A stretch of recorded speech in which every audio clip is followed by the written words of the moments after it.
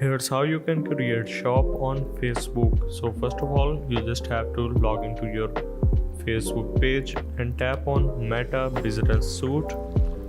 This will take you to their official website where you just have to tap on this All Tools.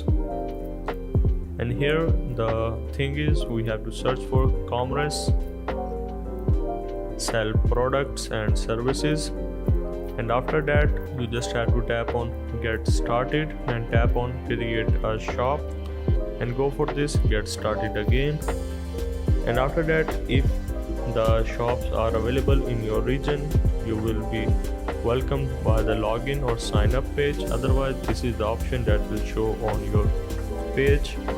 Shops aren't available in your region, so can't do anything. So if it is available, you can simply sign up for that. Hope this helped. This is how to create a shop on Facebook page.